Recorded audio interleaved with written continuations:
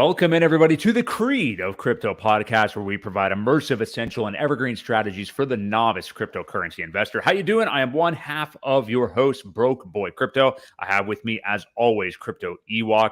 We have so much to get to tonight. I purposely say that on every single show, even if it's going to be kind of a lackluster one, in my opinion. But tonight is really going to be a good one. We have a lot to talk about. The Hex conference the other day. You saw the thumbnail. If you're just listening to this a little bit later on, essentially PulseChain when? We don't really know. But we're going to talk about that and a whole lot more tonight. Markets are pumping big time at the moment as of just about an hour or two ago. We're going to get to that in a second. But let's welcome in my co-host and friend, Crypto Ewok. Ewok, how you feeling tonight? Feeling pretty good. Another day in the bear market, getting by just like all the others. Doing pretty good, though. Yeah, it is. It's an interesting one. And, this has been a bear market where even though it is a bear market and those times can be boring, which we've, talked about. We've had episodes where we were kind of scraping the bottom of the barrel and stuff. But the last few weeks, there's been a lot to talk about just based on weak hands, capitulation, drama, infighting, yada, yada, yada. People are emotional here at the bottom, or maybe the bounce off the bottom of the bear market. So we're going to get to that. BTC just plowed right on through 18K. Now, if you heard me say that a year ago, I'd be like, what the hell are you talking about? That's terrible. But based on the last 6 months or so, it is pretty good. Last couple of months anyway. So, just went right through the small amount of resistance at 17.5 or 17.6, which was the previous low back in June of 2022. And we are up above 18K, 18.2 at the moment, and alts are absolutely flying right now. ETH just went up over 1,400. It's big time. I think 200-week moving average is right around 1,300. It's been that key number of 1,250 for a while. I know I bought a lot there the other day. So, yeah, we're up above 1,400 now. Hex, which, of course, we're going to get to, is hovering just a little bit over 2 cents. It took a big nosedive after the no news the other night. We're going to get into all that, obviously, and more. But yeah, alts are absolutely flying. Ewok has gone ahead, and we're going to look at some charts here as well. I'm assuming you have Bitcoin up right now. This is actually BNB. I have Bitcoin here. There you go. Nice retracement. I think, once it hits this level, though, there's a lot of support or a lot of resistance at this level. Right, that's not too far off. Where is that? Yeah. 18.6-ish. Yeah.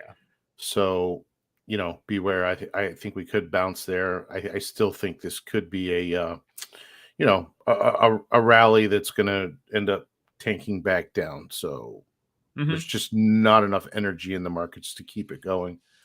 Ethereum, though, it's reached that support level that I thought it would hit, and it did kind of retrace right back once it hit it.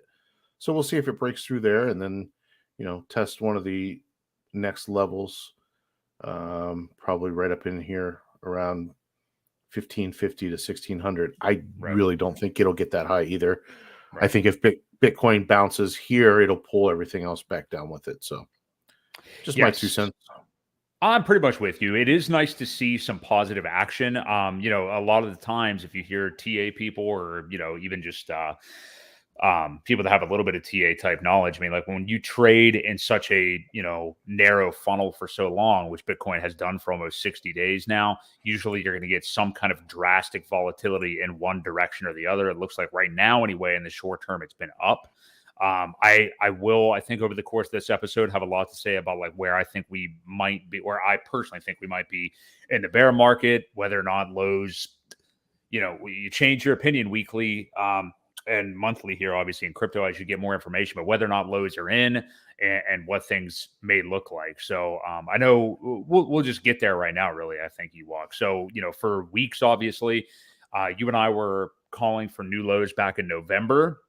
Ended up being dead on that. We didn't know that FTX was going to be the catalyst to that. It was. I'm really glad I did not really see Sam Bankman-Fried's face too much anymore. I just automatically don't look at anything because I don't care about that news anymore, and it's in the past. But as we get further and further away from that, does it seem evident to you that although other things can happen, and we've got like Genesis and DCG stuff to talk a little bit about here tonight, what could be worse than an entire exchange going down like FTX? I mean, do you think there's anything? We already know like any kind of Mount Gox stuff is just hit the reset button way into next year, later this year. Who knows when any of that's going to happen and whatever. But what could be worse than an entire exchange going up in flames? I mean, like I'm warming up to the idea. Maybe not that the bottom is in, but I'm starting to feel like that the sentiment bottom is very, very close. The majority of people are pretty wiped out and think Yeah. 12K. So Well, I think we've talked about this before, but I still think there wasn't a massive amount of sell pressure when FTX went down. Normally, if an exchange goes down or gets hacked, especially gets hacked, you see those people that stole the coins usually sell them. They get dumped pretty much immediately. And with FTX, because everything was derivatives, because it's all hidden somewhere else, most likely, there's other accounts that have millions of dollars in them, hundreds of millions of dollars that, we probably just don't know about. It's not being sold. So there's no sell pressure. I think that would definitely would have brought the prices down to where we kind of thought they would go in the 10, 11K, maybe 12K region for Bitcoin. But because, there just wasn't sell pressure, that didn't happen. So yeah. I think, a hack would have been worse, honestly, or better, depending on how you want to look at it. We want to get this over and done with, right? As quickly as we can. So, I think that would have been, it would have gotten us to the floor where we really need to be. It just hasn't happened. So we'll see what happens with the DCG and the Genesis, and if they do have to liquidate some of their coins on Grayscale. We'll see how that goes. Yeah, and I mean, we did get down to the low 15Ks whenever FTX happened, so I guess it isn't really all that. I mean, that's a relatively sizable move. I mean, you're talking like another 30% down from there, so to get to 12K. So I guess that does make sense. But just in terms of where we are here, like I said, the sentiment that I'm just seeing in most places, and again, this isn't TA. I'm not using like any kind of like crazy math to get here. I'm just looking at.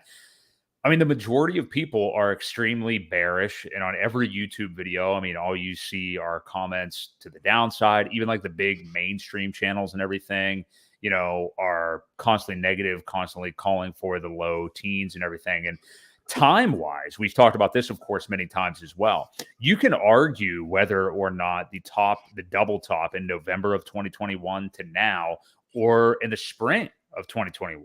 April or May, when we were in 65 or so K again.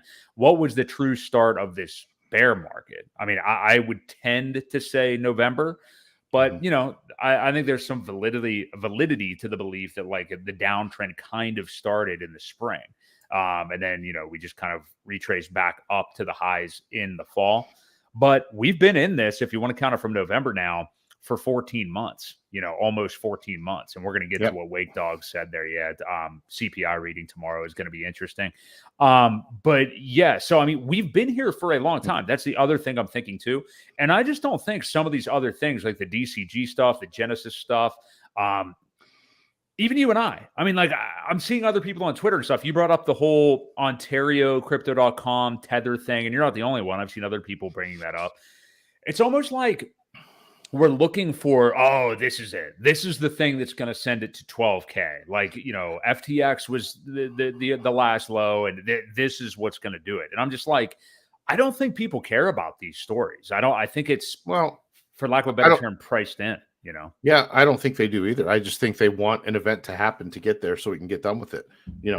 That's what, the goal for all of us is to hit this bottom and get out of it. It's pretty anxious right now to get there and get it over with. Well, I guess what I'm saying is I think it could be over with. I mean, if you or you, who I know, and I pretty much have been too, but just, I don't know, this last week or so, I just am looking at more and more. I know you've been married to the fact that you think we're going to 11-ish K or something like that. And I've definitely considered it a strong possibility, but at this point, and I am not saying this because we're pumping tonight. I was thinking this even earlier in the week as well. It just seems, I just have a feeling going off some of this sentiment and stuff like that. I guess to me, like it doesn't matter in the long run. I mean, like if you are a longer term investor, yeah, it would be nice to get 50% lower on the asset that you're looking at or something. But at this point, I mean, I'm buying and I don't care about the consequences. It's just, that's where I'm at right now. So, well, with the long term mindset, yes. I mean, you're not in several years. You're not going to be upset if you got in $1,000 or $5,000 difference on Bitcoin, or even at this point, if it's a half a cent or a cent and a half on Hex. I don't think you're gonna be too upset.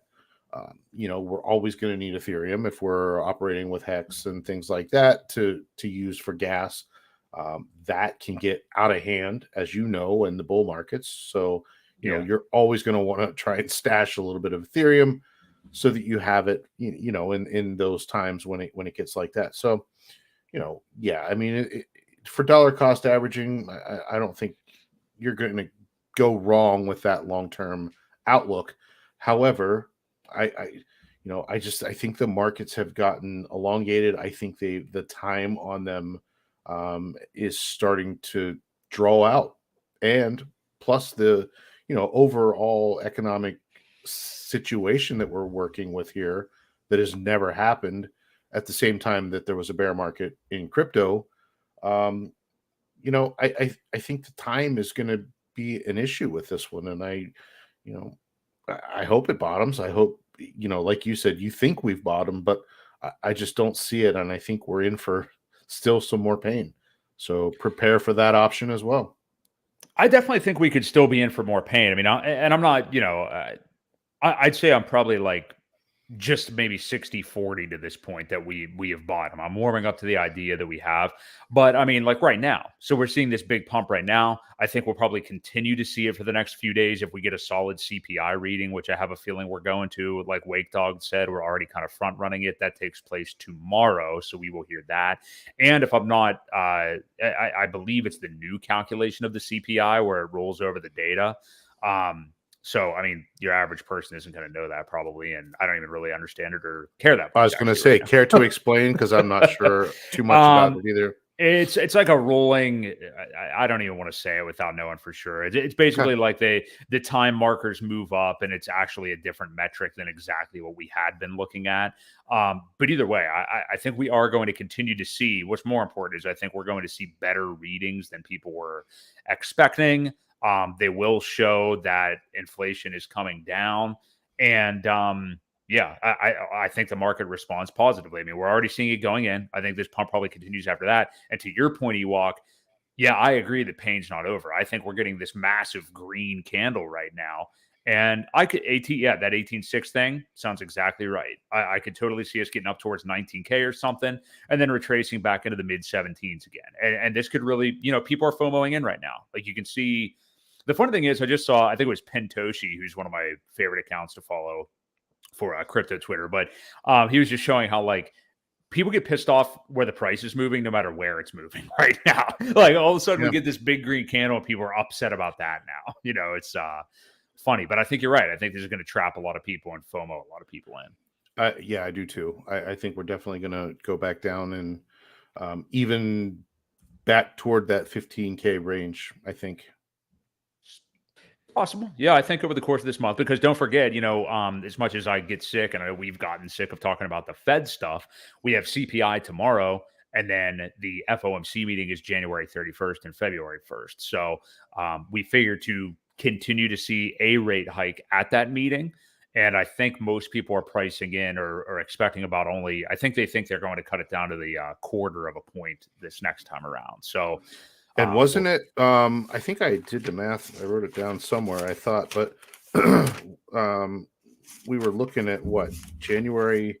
We took the average of all the bear markets in the past, according to days. Did the average, right? And I think it came out to be whatever it was. 453 days was the average, which came to January 17th or 18th, I believe. So That's Okay, that's a 1 week week till the away. end.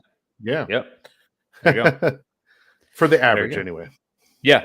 Well, yeah, and I mean, it would be in line. I mean, I don't know where you would definitely for this, I guess. I mean, like it's all up to what you call the bottom of the bear market, which I'm guessing from your data there, it would be like whatever the bottom price was, which for that, we're actually going the whole way back to November. So that would be about 365 days if you're really looking at it that way. But Yeah.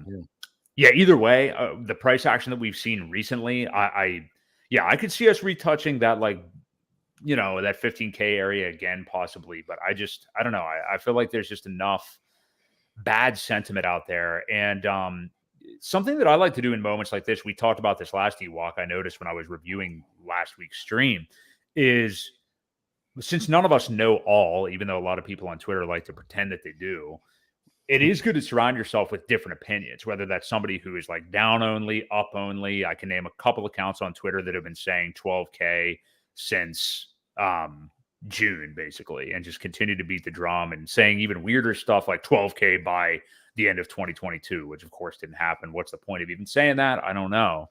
Right. But no, I forget where I was really going with this. So Well, the different opinions. Yeah. Yeah. So one of the people, I know I mentioned him a lot, but I appreciate him because he's a more long-term investor or trader, I guess you would say, in Bitcoin. But Bob Lucas, he's basically calling the bottom to be in. I mean, he's already released a video calling for the start of the new 4-year cycle. He said that he bought his last kind of tranche of Bitcoin at about 17.2K the other morning. And yeah, he's just moving on. So, and a lot of people, of course, and this is what I'm saying, like the sentiment, like all of his comments were filled with people like, what about DCG? What about this? What about that? And it's just like, I don't know what kind of sell pressure there's going to come from any kind of incident like that, as well as like that, whatever it was, Silvergate or something bank that you sent me earlier today. I don't know how much sell pressure we're going to get from that. And I don't think the market is all that worried about that stuff. Well, Once the you've seen Silvergate something, thing. go ahead. Well, the Silvergate thing, the reason I sent that to you was because us as tax-paying citizens are bailing them out. Yes. They were involved with a lot of the fraud, along with FTX. They were one of the banks that they had been using to move money. And when they realized that their balance sheets were short, they filed for these government assistance plans, and they got like $4.5 billion. So Right. that's more why I sent it to you. It was more just another, stab in the United States citizens that we're bailing out all these criminals again. So that's why I sent it. It wasn't so much with, it didn't have really anything to do with anything other than that. Yeah, no, I understand. And also though, I think just like you're saying, more negative sentiment around something to do in general with crypto, just for anybody seeing that headline. But I agree with you 100%. And yeah, I feel like there's so many people looking for down and expecting, once something like the FTX thing happens, it seems like people, I don't want to say expect that to be commonplace or think that it's going to happen again soon or something like that, but it just seems like everybody is so ready and kind of just bracing themselves for that next big move down and looking for what the thing is going to be. And I just think like, this is the time to be greedy when everybody's fearful. That's just kind of how I'm looking at it right now, I think. Yep. There's never a bad time to be greedy in a bear market when you're approaching these levels. Yeah. So let me ask you about this. Not that I know, obviously I just demonstrated it a moment ago, but with the CPI reading coming tomorrow, let's say that we do get, I still believe we're looking at like the 6% range or something like that as far as inflation goes. Would you agree with me? I mean, we've already started this pump tonight going into the CPI. I think if we get, whatever people are expecting, whether it's par for it or slightly better, I think we continue a mad pump, and it's just going to be maybe not a mad pump, but a pretty good one for these times, and maybe reject off that 18.6. Or do you think there's any hope of it going the whole way to 20K? Do you think there's any way that we really flip some of that resistance? Now, 20K is a lot bigger resistance just psychologically, but do you think something like that is possible in the short term here? I don't think we flip it with just one candle going through. When those resistance levels are like that, it usually takes a couple pokes at it before it will break through a level like that. Um, I, I don't think this is enough to do it. I think we're probably still going to get the 50 points, 50 basis points probably. Um, we'll see how that goes, but I don't think it's going to be enough to break through. I really just think this is a small relief rally, and it's going to, fall back down afterwards. Yeah. Just reading right now, economists are expecting the decline of a tenth of a percentage in CPI, which would be expected to climb at a 6.5% rate from the prior year. That compares to a gain of a tenth of a percent in November, blah, blah, blah. So, yeah, basically expecting it to be down as well. And I think in here they actually explain how it's calculated, but I'm really not too interested to get in the weeds on that. Either way, people are expecting good things. We get good things. I think we'll continue to pump. So I do think things are going in the right direction with inflation. Aquaman says big crypto bounce will start when Ukraine-Russian conflict ends. We'll see. What if we're in that? Yeah. What if we're in that for 2 or 3 years? I hope not. But I like what Wake Dog. Oh, sorry. Go ahead. No, I hope he's not right, because I can see this going on for many, many more months. So Aquaman, I hate to say it, but I hope you're wrong. But we'll have to wait and see. Oh, Wake Dog's just saying, yeah, inflation at 6% means add 14, and we're actually at 20%. So yeah, I'm not not going to argue with you there. Maybe we'll just go with that as their reading. We'll just assume that instead of worrying about what their new calculation is. But so yeah, that's going to be interesting tomorrow. As we get into this market, more and more exciting things happen, and it feels closer to a bottom. I'm beginning to care less and less about all this Fed stuff. Plus it's me too. Boring. I'm just not following it either, really. It is what it is. We can't do anything about it. So I tend not to follow the things I can't really control too much. I'm with you. So we've got a lot to cover tonight. We're 20 minutes in. Let's get to, real quick, the Genesis and DCG stuff. Did you see, I know I sent it to you. It's a couple page letter. I'm not really interested in reading all of it. But so with this DCG Genesis thing, the Winklevoss twins, or one of the Winklevosses, sent out an open letter, basically, or just kind of describing everything that has happened with DCG. And it's Barry Silver, right? Barry Silbert, yes.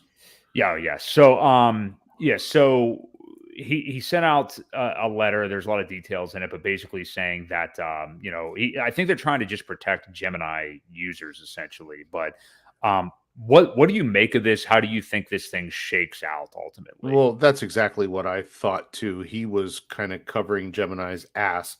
But at the same time, it was just as much their fault. They were handing these guys out to the meat grinder and saying, here, use our program to earn some yield while you keep your money on our account. So they were partnered up. They were in cahoots. Yes, I can understand why, they may have been naive to what was going on that side. Maybe they were, maybe they weren't. He could be just trying to save face, though. And so it's really hard to say. It was a lot of jargon that, like I said, I skimmed through it. I didn't really read it in depth to get a full understanding of what he was saying. But by what I did read, I could tell it was a CYA kind of letter, cover your ass kind of thing, just to, save some face with his side on the Genesis side, or Gemini side. Sorry. Right. And not only that, but then even at the end, I mean, not just CYA, but also calling for him to be replaced immediately and all this stuff. So, well, he doesn't have a say in that, so they're not going to do anything. I think Barry Silbert actually responded to one of his tweets as well, which I caught it, and then I think something happened when I didn't get a chance to finish reading it. So, yeah, I was gonna try to head over there. Pull it up. Yeah, I don't know if that was Cameron or Tyler or which one of the rowing cover band members that was, but which one of the Winklevi? Yeah, the Winklevi, exactly. Yeah, there's the open letter multiple times. I don't go ahead and share. There's Barry Silbert. Yeah, I'll go ahead and just at least put that in the chat here for everybody. But we'll see how this shakes out. It's funny because a lot of people, I think, I hate to keep going back to this. I think people are just like hesitant to buy and are so nervous of another issue like FTX coming around that they just see something like this that an exchange is kind of attached to, which I will say, maybe Gemini comes out smelling like roses after this. I don't know if that's really possible, or at the very least is just kind of, there's no real issues with them or anything. I still haven't wanted to use Gemini for quite some time now. And you're right. Barry Silber did reply.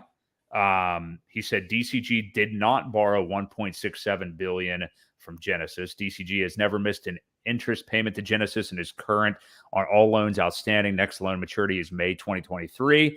DCG delivered to Genesis and your advisors a proposal on December the 29th and have not received any response. This is there's Richard Hart also in here. Yeah, so there was an interesting. I do now that you said that. Remember, the game that they were playing was, borrow from here, use the yield, invest it back here, borrow from here. So it was a big circle jerk that was happening with their funds until the bear market started to happen. When everything went down, they could no longer do that, and with all the borrowing that wasn't really there, that's when they kind of got themselves in trouble, from what I gathered in the information that I read. Mm-hmm. Yeah. Sorry, I'm just reading Winklevoss's response then. So this pretty much ends here, but then Winklevoss said, there you go again. Stop trying to pretend that this is just high school kind of. Stop trying to pretend that you and DCG are innocent bystanders and had nothing to do with creating this mess. It's completely disingenuous. So how does DCG owe Genesis 6.7 billion if it didn't borrow the money? Oh, right. It's a promissory note.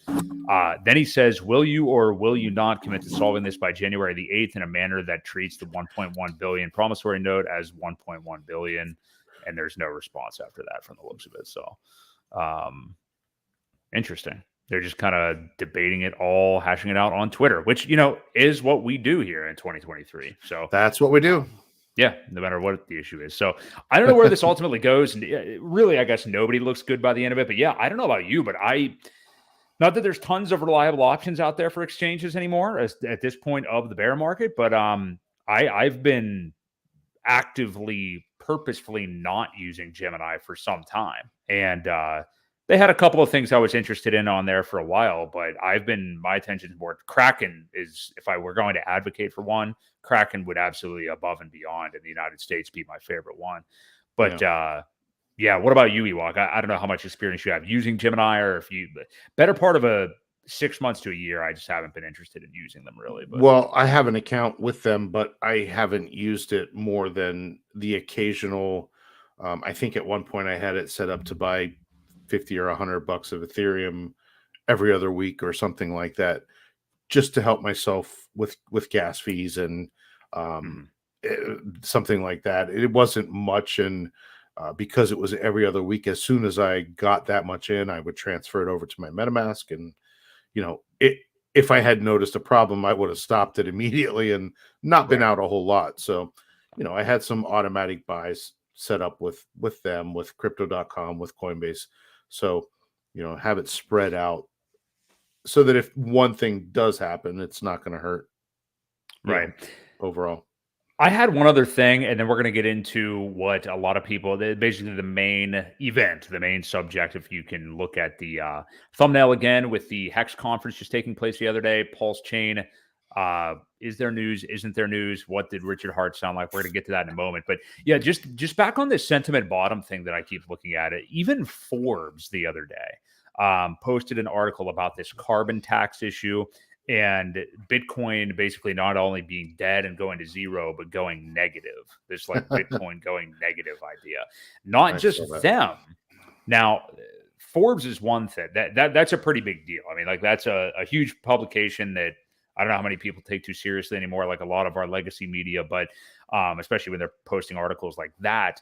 But that, in addition to, I admittedly had never heard of him, but Joe Rogan last week had on a geopolitical analyst, Peter Zion, who It was a very interesting episode. Really smart guy. Go check it out. It was like number 1921 or something, just sometime last week. But a lot of interesting stuff. A lot of Ukraine, Russia talk. A lot of China talk. It was geopolitical issues, and a lot of stuff that I don't know anything about. And it was interesting to hear his thoughts. But then at the end of the interview, Rogan brought up crypto, and they had about a 5-minute conversation. And this guy, same thing as this Forbes article, just kind of parroting the same stuff. It's never had it. Bitcoin's never had any value. There's no intrinsic value. It's going to zero. And he literally said the quote, well, what is it? It's at 16K right now at that moment. Well, we got about 17K more to go because it's going to go negative in the carbon tax and all this stuff. So what do you make of this? I know you know a little bit more, I think, about the carbon tax issue than I do, but I don't know. What What he's saying is the value of the coin will be a certain amount, and then after you pay your carbon tax for mining it, it will put the value essentially negative, which will never happen. They'll stop mining it before that happens. Right. Yeah. Or you'll have such low hash power that it's going to be probably catastrophic to Bitcoin and the proof of work. It could get pretty dangerous. Now, Richard Hart has always called it kind of security theater anyway, because the miners are essentially protecting themselves from themselves. Miners are really the only ones that can change the code or do any kind of, fork of any kind. The miners have to be in on it. So if there's not a whole lot of hash power or hash rate happening, then it could get dangerous and people could fork different things and, it would get ugly. I don't see that happening. I just think this guy read an article and that's probably the last thing he read and just repeated it. But, the more people that say crypto's going to zero, the more I like it because, that's another sign of getting close to the bottom. I haven't heard enough of that yet. Hence why I still think we're going down further. You're starting to hear it. You're starting to hear those people that are saying it's garbage. It's going to zero. Everything's going to zero. It's not worth anything. We need more of that. So there's one or two. A couple big ones too. I mean, the biggest podcast in the world in Forbes magazine. So it's definitely getting there. It's becoming interesting. It's just the thing that I kept finding nonsensical about his argument was, it has no value. It's not a store of value. Well, I mean, that if one man saying that is fine. If that's your opinion and you're not in it, that's fine. But there is an entire market of millions and millions of people that agree that it is a store of value. So, you can think one thing, but there's also a market, and markets tend to become efficient over time. So, if there's a market, there's a market. It doesn't really matter what your opinion is, right? Well, and that's the thing. The price is all about belief in something, right? Same with the US dollar. There's nothing backing the US dollar besides belief that piece of paper is a dollar. That's all it is. So there's the same theory behind it, and we'll see how it plays out, but it's not going to zero. There's enough, I am with you. There's enough people that believe that it has value and will continue to grow as these markets continue and more people get into them. There's so few people in crypto right now that it's going to change. I'm with you. Let's get to the main event. So last week we had the Hex conference hosted by Maddie is it Maddie All In, I think is his Twitter handle. It's Maddie All In, but he goes by Maddie Allen. So Yeah. He for how many years in a row has he done this? Is this the second or third year, or how many times is he? This is the third year for it. Yeah. Okay. So we had the Hex conference last Friday through Monday, the 6th through the 9th. Obviously, there was lots of anticipation with this. A lot of normal known hexicans who were popular kind of did stuff about 5 hours a day, every day leading up to Monday night, which was when Richard Hart was scheduled to speak at 10 p.m. Eastern time. And he was on for, I think, almost 3 hours or so. Started off with an hour-long interview with Maddie, then kind of did his own thing for a little bit. And then I guess some other Hex folks came on and talked to him as well.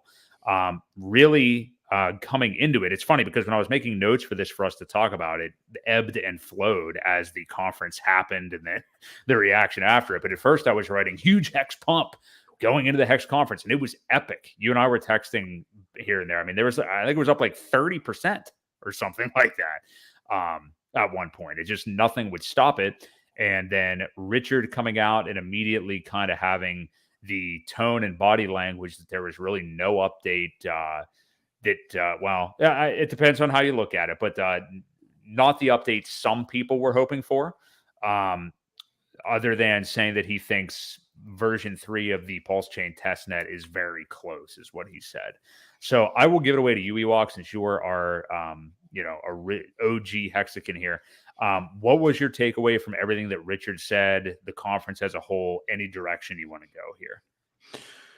Well, overall, it was good. There were record number of people, viewership starting from the first night on.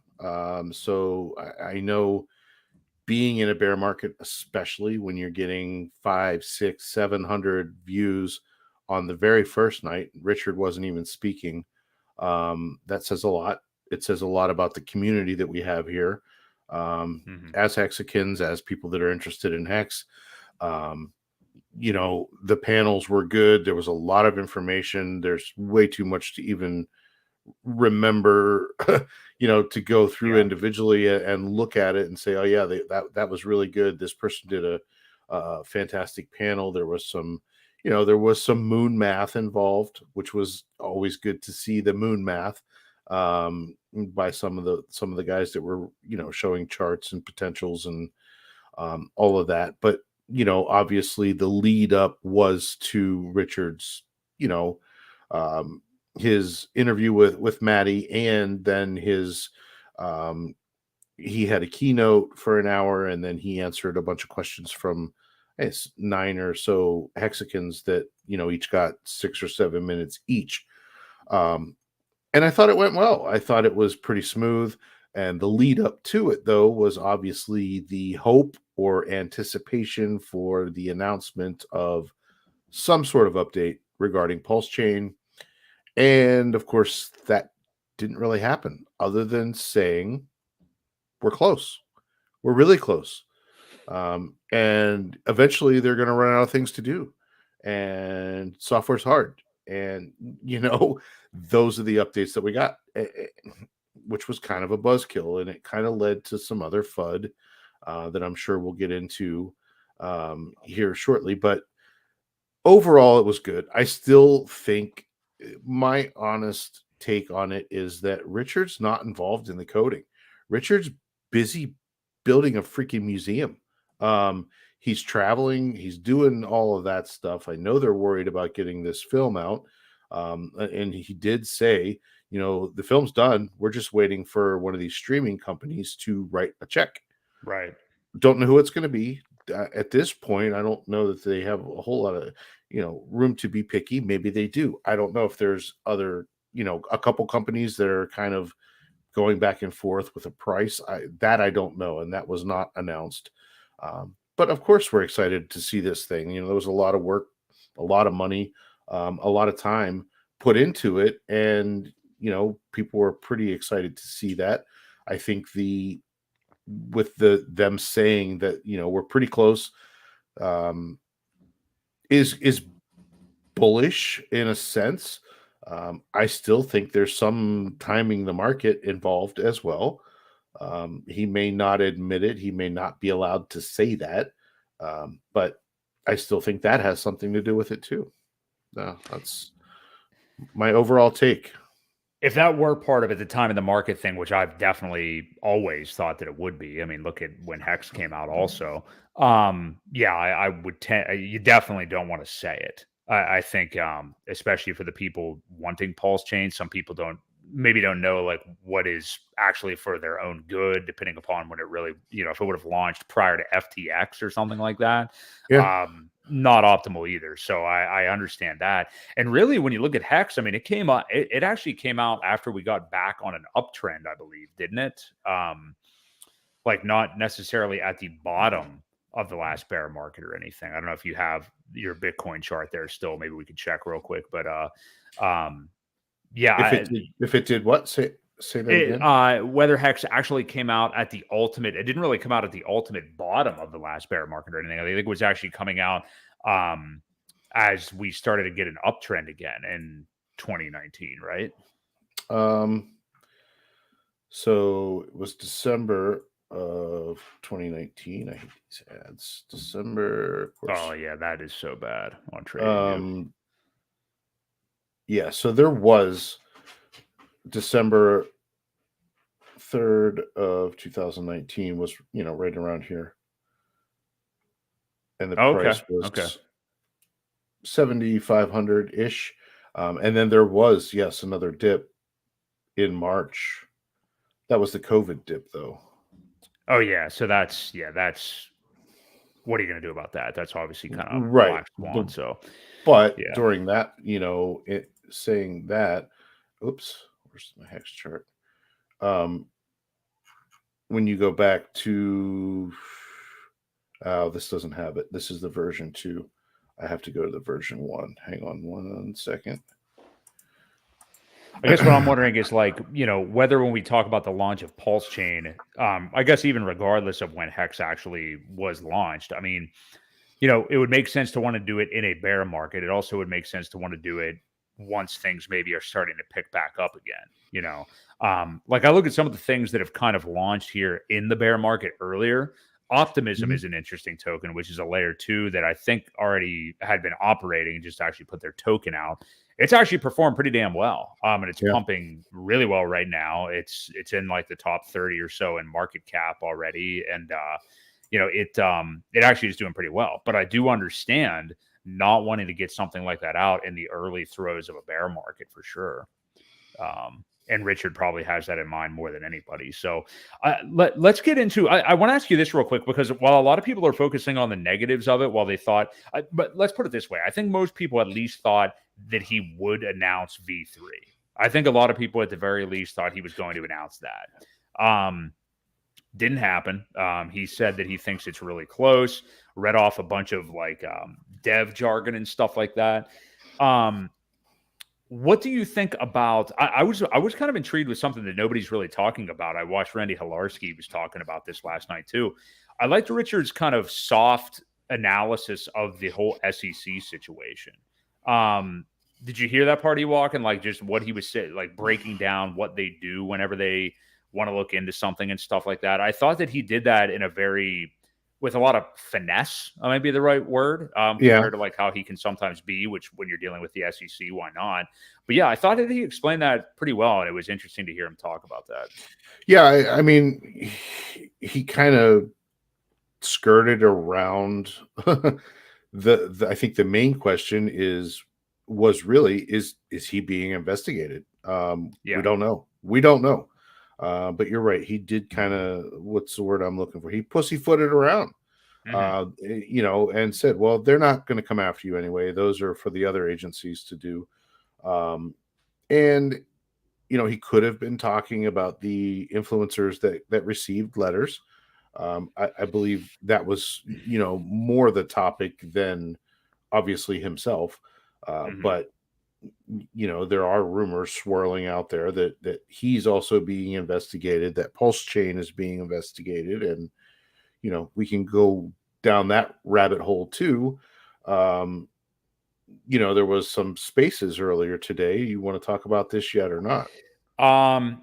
Let's just get to it. Yeah, it's fitting in here pretty well. So just to set this up real quick. So I sent this to you earlier today, and I thought it was just clickbait because Trevon titled his retweet of the spaces. So first off, it was a space with Jack Levin focusing basically on Zen, obviously. Jack Levin, the creator of Zen, and a lot of the normal DeFi type people that we see in Hex and in Zen were in there.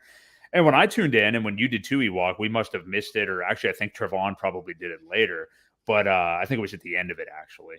They were really just talking Zen stuff. But what Trevon had said and what he tweeted later on, he took a snippet of it, which we looked at a little bit ago. He just straight up at the end of the spaces asked Jack, he didn't even say if he thinks, he said why is Richard Hart lying about PulseChain? That's how Trevon posted the question. And I think at first and look, we've talked about Trevon a lot on here. He's like as OG as it gets. I respect the hell out of him. I think he's funny. Frankly, I know you've been around him or watched his content for longer than I have, but I like him. I think he's at this point, a pretty straight shooter. But he just asked that straight up to Jack. And I think Jack was a little bit thrown off because he was just like, why is he lying? Or do I think he's lying? What do you mean? And then they went into a whole, conversation about whether Richard is lying about whether he's being investigated by the SEC, whether Pulse is being investigated by the SEC. Trevon basically saying that Richard really doesn't understand what it is the devs are doing or any of the things that they are telling him. Jack even at one point speculated, I was kind of surprised to hear, but he even speculated that maybe he's decided to dump the project, Pulse, and it's not in its entirety, but like realizing the difficulty of doing an entire airdrop of an entire fork of Ethereum and talking about how it would be so much easier to just airdrop the hex copy on PulseChain to get it out there and everything, and it wouldn't take very long. There was a lot to it. If you want to check it out, it was pretty saucy. And there's a funny part we're going to probably mention in a minute that we both enjoyed. But check out Trevon on Twitter and you can hear it. But what do you think about this, Ewok? I mean, like I know obviously you already said the point to me that Jack also is looking out for his own thing and stuff like that too. And there's always going to be that angle. But yeah, what do you think about Trevon posing this? Just give me your overall thoughts on this. Well, that was the first thing I thought when I heard this whole thing was, all right, these guys it's clickbait. They're trying to get people in there to talk about Zen. And the more viewers they have, let's make it pretty spicy. We'll get some viewers. That was the first thing. And then I actually listened to what they were saying. I honestly think, like I said, Richard is busy. He's doing other stuff. He's not a dev. He probably doesn't understand half of what they're doing. So for him to read those statements, he was directly reading messages from the dev. So for this to not be transparent, I don't know how much more transparent you can get by reading messages from your developers. He's not doing it, guys. He's not a developer. He doesn't know what's going on. He knows what's left. He knows what they need to complete. And I'm sure there's a checklist for it. And he kind of knows where they're at, what needs to be done. But as he did say, we're going to run out of things to do here pretty soon. Back to the spaces. I think they bit off more than they could chew whenever they started to, yes, the free airdrop is what's causing all the problems, I think. It had been commented before when they set up the sacrifice phase to accept some of these coins. It took a lot of work. He said, because there's a lot of shit coins out there that require a lot of workarounds to get them to work. So that being said, in order to make them work on PulseChain, I'm sure it's taking a lot of extra development than what they expected. Maybe that's part of it. Is the SEC involved? Well, who knows? We don't know. And that's one thing that I don't think we're ever going to know, as long as there's not a official anything out there. If it's more inquiries into bank accounts or whatever it might be, were these people paid to advertise? And I think that's probably where we're still at with the influencers. Was anybody paid to advertise? And I think actually, kind of off topic a little bit, but there was an influencer, it was one of the Jenners or something like that, that the judge said they were fine to be paid to advertise something. That's what advertisements are for. Doesn't necessarily make it a security, though. So that was kind of good. There was another good ruling where the judge said these two coins were considered to be commodities and not securities. and they were very centralized things. I'm not even going to go into the details of them because I forget the name right now. But either way, there's been a couple good things happen with rulings of other things in the past couple weeks. Anyway, that is bullish for the whole SEC case. Is that the issue where he just going to stop? I don't think so. I really don't think so. In my opinion, he's come too far. What would happen to the sacrifice money? Would they have to return it all? That's what that's what Trevon was kind of speculating, but yeah. And then they go into all the, well, let's just do it and use Hex as the gas. I don't know. I'm at a loss for words when it comes to that because I don't know really what to make of it. It's so new. I haven't heard any chatter other than that, and I just listened to it probably a half hour, 45 minutes before we got on here.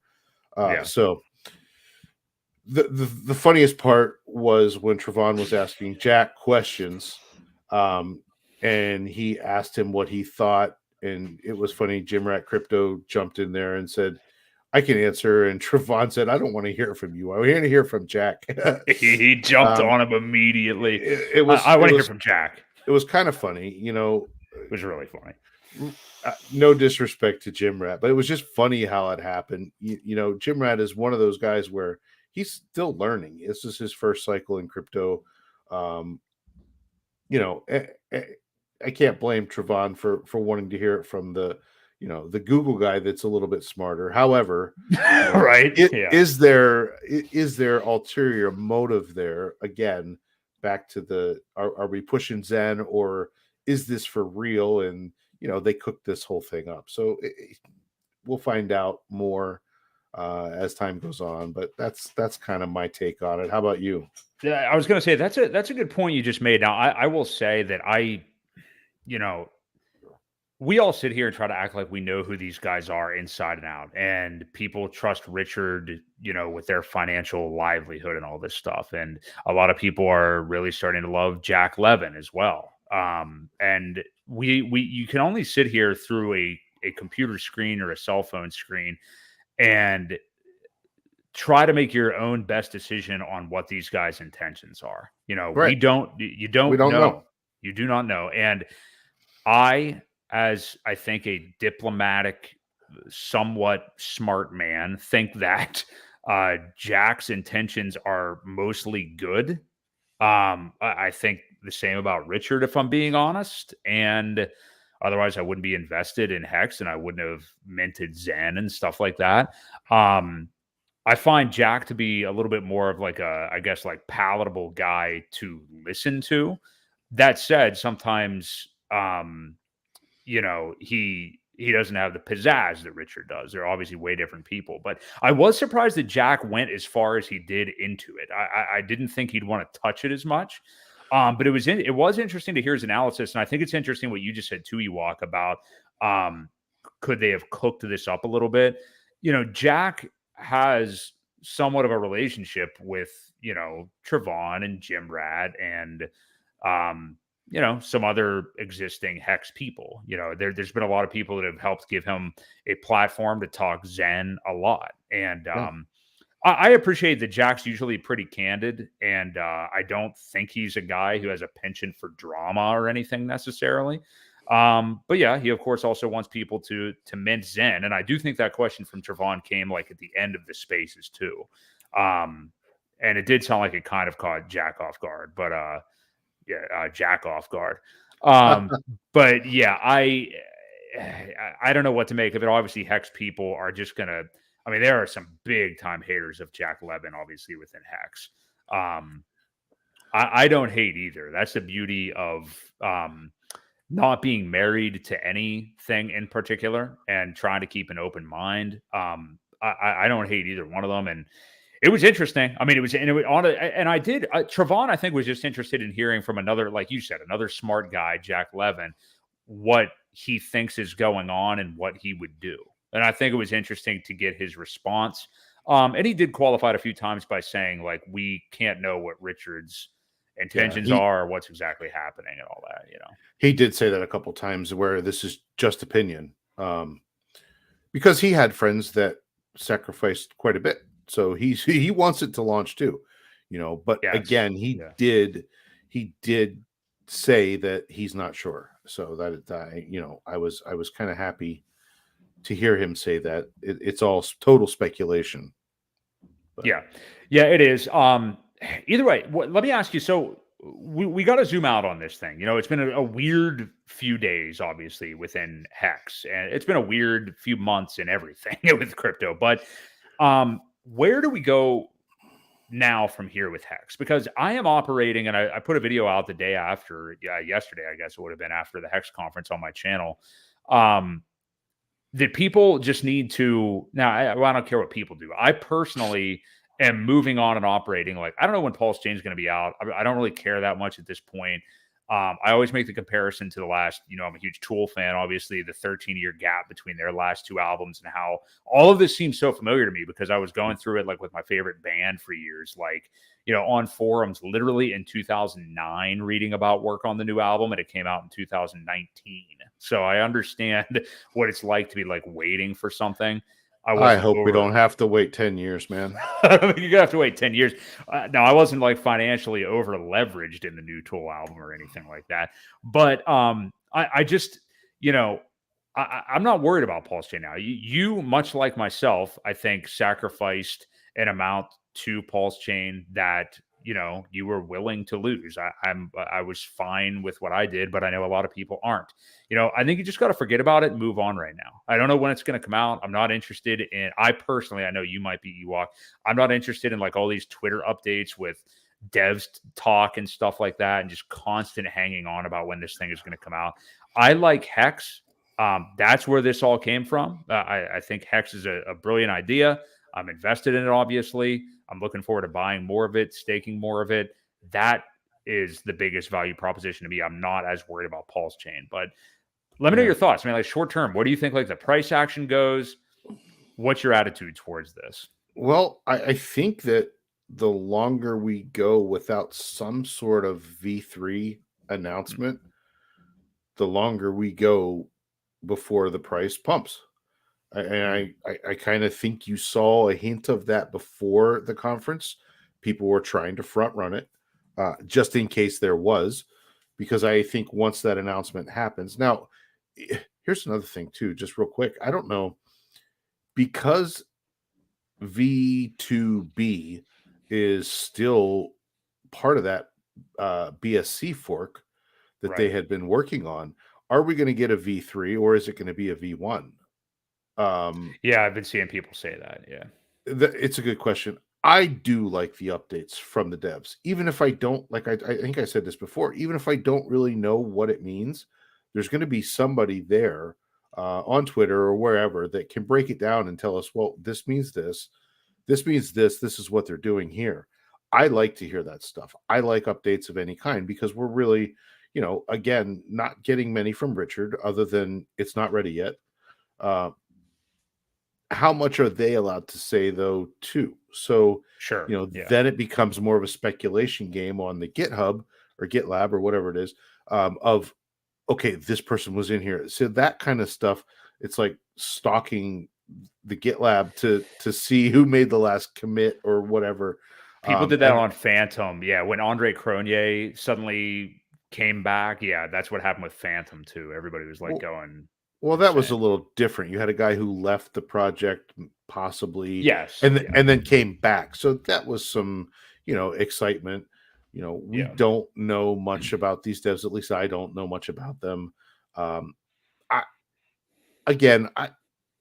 don't think it's stopped. Like I really just don't think. I think there's too much still reputation on the line to just stop and not complete a project. I just don't. I don't even see that as an option yet.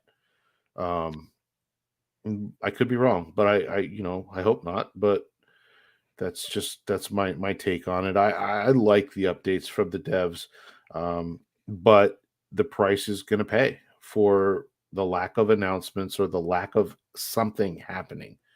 People are just getting tired.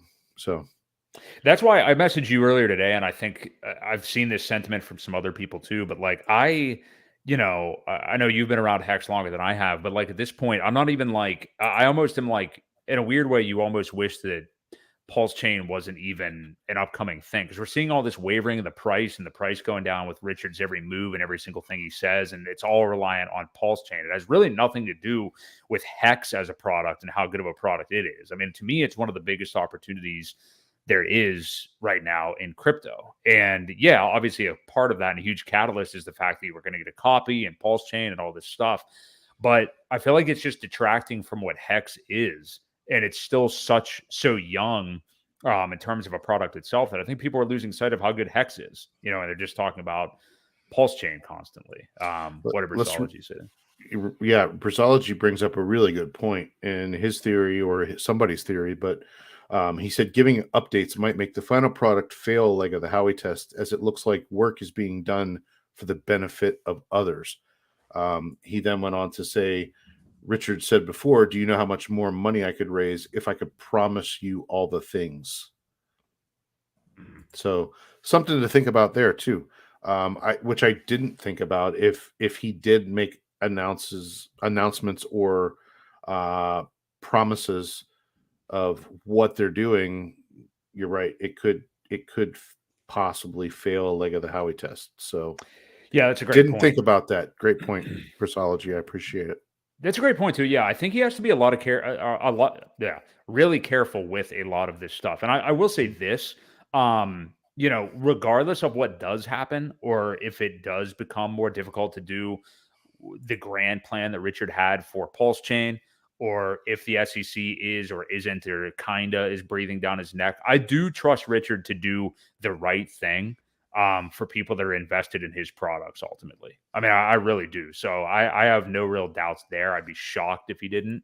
So, I think we can take solace in that no matter what. I don't think people have many reasons to worry there or anything. So, I got to say, I was really surprised by this. I like to get just sometimes people think the polls that I put on my YouTube channel at Boi Crypto are a little bit weird or something, because sometimes they'll have overwhelming results one way or the other.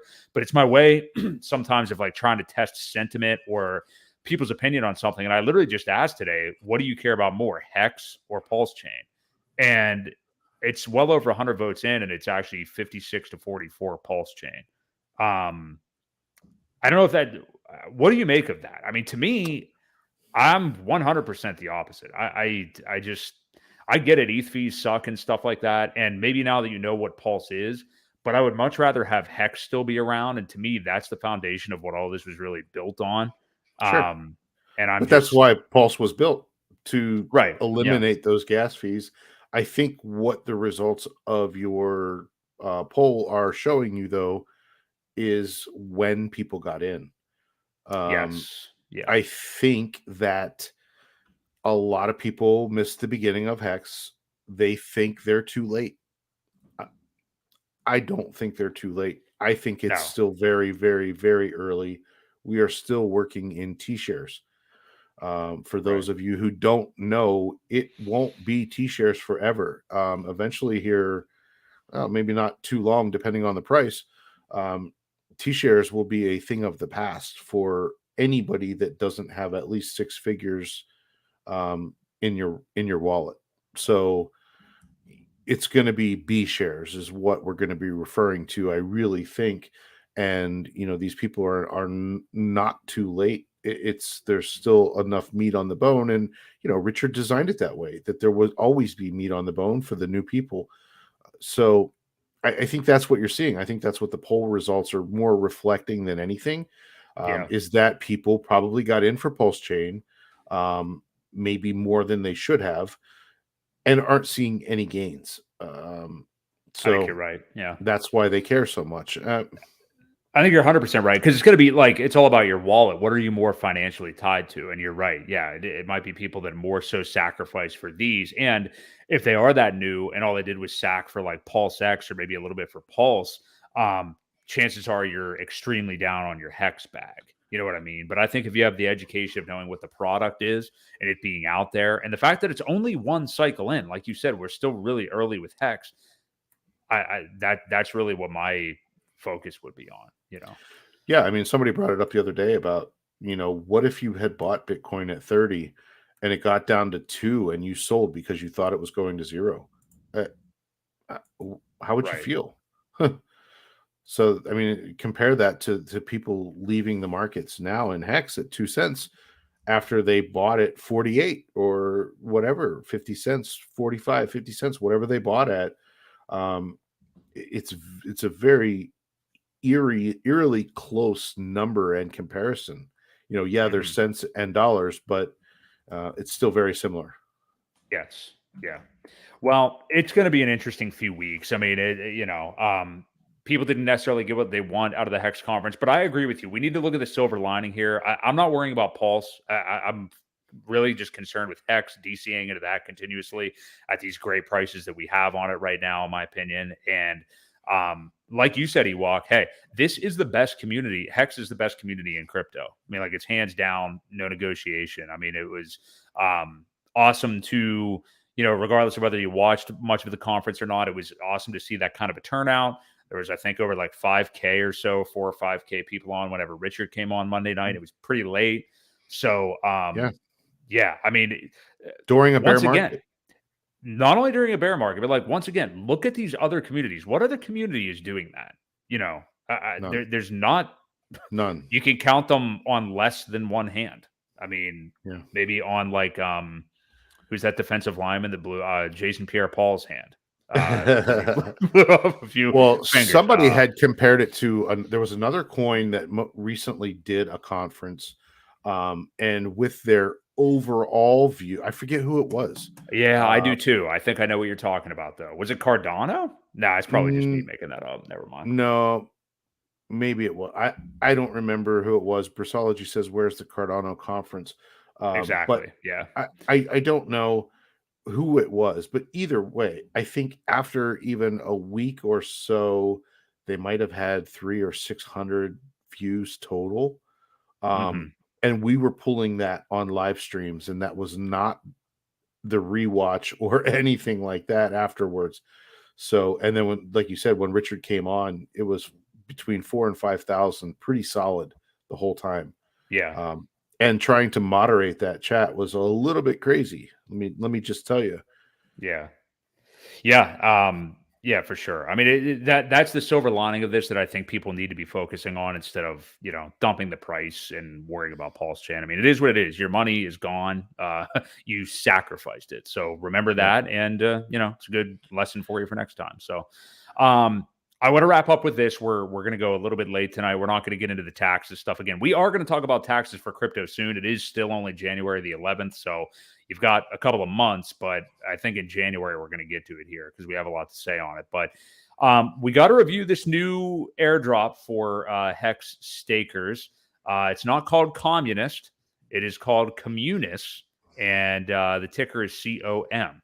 I don't know anything about it. I watched a Crypto Coffee video in the background and admittedly kind of zoned out, didn't hear much of it. So let me hear what you have to. And I will say, shout out to Crypto Coffee because he's always really good at being one of the first people to get a good comprehensive video out for any kind of updates like that. So what's your impression of Communis? I'm never going to get it right, but let's hear it, Ewok. Well, so I think it's short for community. The idea behind it is to incentivize better staking behaviors. It pays better for longer stakes. There is a bonus. Let me back up a little bit. So Pulse Police, the guys that go through the code, did an audit on it as well. They said there's no admin keys. There's nothing that's any kind of concerns at all for it. I did want to mention that. Crypto Coffee also, like you said, did the review. So there's a bonus when you start a stake. You can get 5 or 10% of it. I'm not going to do well explaining it either because I haven't looked into it completely with percentage wise or anything like that. I do know though that the code is marked safe, and but there is no incentive really to claim them right away. So you're not really in any rush. Mm-hmm. It is going to be another one of those things, though, where just like Hedron, you're going to want to make sure that you claim your tokens before you end your stake or they go away. Right. So it's going to be all right. Now I got to claim the communis and then claim the Hedron and then end my stake. So, what would be nice is if one of you smart guys out there that could code could come up with a smart contract to end all of the things that we need to end before we end our hex stake. So there's an idea for some of you developers that would go through and mint all the things that you can mint before ending your hex stake, because otherwise they disappear. Yeah. But anyway, that's the long and short of it. You do get some of the coins up front as your start bonus. I think you can mint 10% up front, depending on the length of the anticipated value that you'll get at the end. And then once your stake is done, then you mint the rest of them. And that's all it is. You get a better rate the longer that you stake out. So a 555 will obviously max it out for you. And that's really all there is to it. It's just a community coin. It was developed by, I think, the guy who did Backup Hex, which is one of the other front ends to go.hex.com. So it's the same guy that did that. He's been in the community since day one, which is another, positive note on who it is. So, yeah, I mean, like I said, there's no rush to go in and do it, but they're free tokens, and everybody so far that has looked into the code has said it's safe. So. And it basically, like you kind of described, it rewards people. I mean, you're already getting the reward for using Hex the way it was supposed to be used by just getting a higher, rate of Hex. Basically, the longer your stake, the better. But yeah, then it's also incentivizing good staking kind of behavior with the COM token too. So yeah, another good airdrop. I personally am probably going to still wait a little while. I know I just heard dollar cost crypto Miguel earlier talking tonight. Even with Hedron, he waited until, I can't remember how long this would have been, but he almost missed the 10x multiplier because I get it. I mean, like you ultimately want to be secure, and I would caution anybody always to be like that. But yeah, I'm with you. It sounds pretty good. We're under a week as far as it being available. So, and like you said, no incentive to get it, not like an early multiplier or anything. So if your next Hex share isn't due for another year, you're fine. Really, just make sure you do it before then if you want to. So, and while this topic, for those of you who claimed your Texan tokens, those were also released as well. The original plan was to release Texan on PulseChain, but because they didn't come out with PulseChain, they decided to go ahead and launch it on Ethereum and hope that you get a copy. So make sure that you're going to the right website for that. I did want to point that out. I think there is a fake website out there. So be extremely careful and only go to texan.cc.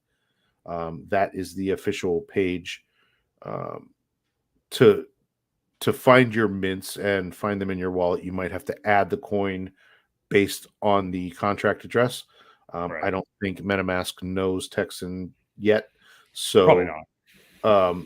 You will have to add the contract address and to be able to see the coins. But I think as long as you had a stake in Hex, Pulse, or Pulse X, you were awarded 1 million Texan tokens. So there you go. Right.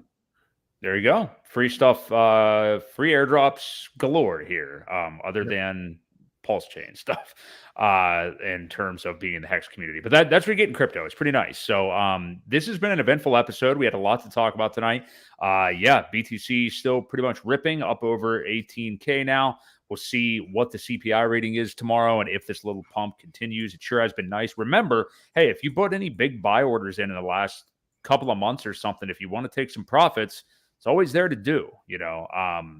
definitely, like, I have a couple things on my radar now. I'm just kind of watching as I'm looking at these prices, because I do think we come obviously back down, like we talked about earlier in the episode. So, yeah, we will be back again, of course, next Wednesday, the 18th, same time, 8 p.m. Eastern Standard Time. I am Broke Boi Crypto. That's Crypto Ewok. We do this every single Wednesday night at 8 p.m. We talk about the crypto market at large, obviously focus on a lot of DeFi stuff as well.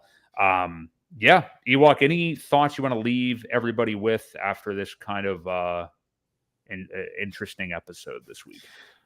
No, the one thing I did want to mention was I did change my YouTube channel name to Crypto Ewok 5555 instead of the weird numbers that it used to be. So anybody that's not subscribed to both Broke Boi Crypto channel and my channel, if you could give us a subscription and tick the bell, give us a like, give us a dislike if you don't like it, but anything is better than nothing. So we do appreciate it. And that's all I got. Absolutely. Yeah. I love the community kind of growing here. It's good to hear everybody's thoughts over the course of the episode. Good stuff. So, yeah, we will be back next week. Same time, same channel. So, once again, thank you all for joining us. We'll see you then right here